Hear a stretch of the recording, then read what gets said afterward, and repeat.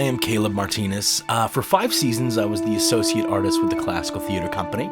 Most recently, I co-directed Peer Gynt with JJ, and I designed and built those puppets. Today, I am reading The 7 Ravens. Here it goes. There was once a man who had 7 sons, and still he had no daughter, however much he wished for one. At length, his wife gave him hope of a child, and when it came into the world, it was a girl. The joy was great, but the child was sickly and small and had to be privately baptized on account of its weakness. The father sent one of the boys in haste to the spring to fetch water for the baptism. The other 6 went with him, and as each of them wanted to be first to fill it, the jug fell into the well. There they stood and did not know what to do, and none of them dared to go home.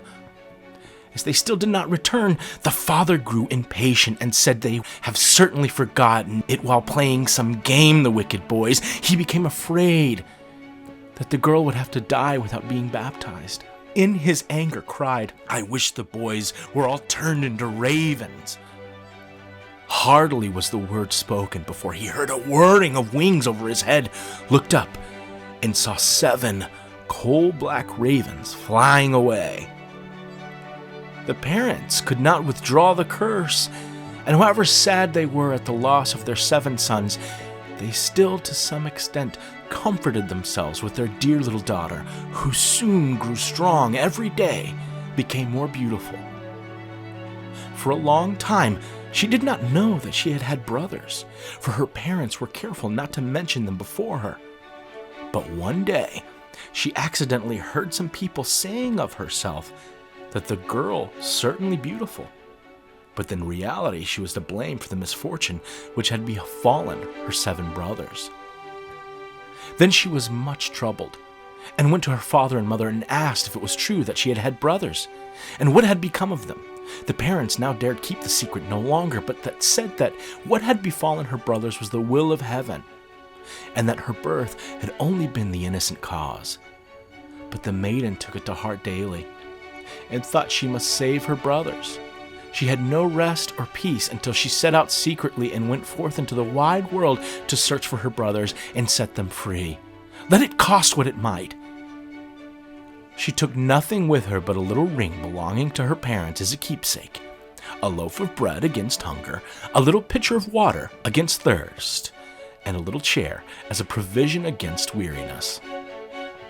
And now she went continually onwards, far, far to the very end of the world.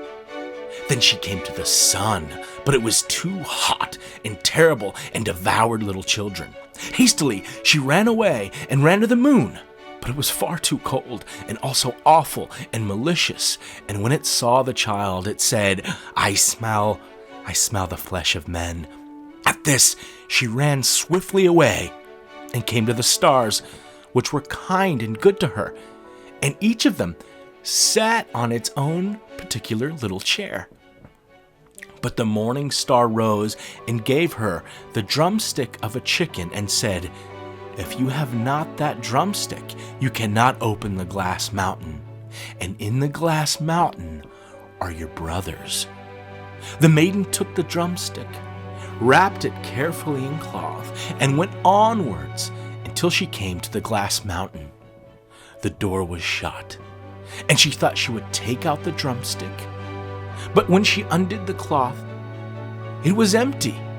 She had lost the good star's present. What was she to do now? She wished to rescue her brothers and said no key to the glass mountain. The good sister took a knife, cut off one of her little fingers, put it in the door, and succeeded in opening it. When she had gone inside, a little dwarf came to meet her who said, "My child, what are you looking for?" "I'm looking for my brothers, the 7 ravens," she replied. The dwarf said, "The Lord Ravens are not at home, but if you wait here until they come, step in."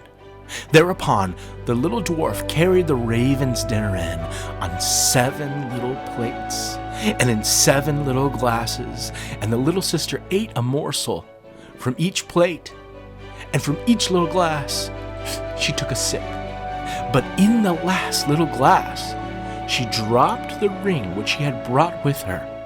Suddenly, she heard a whirring of rings and a rushing through the air, and then the little dwarf said, "Now the Lord Ravens are flying home."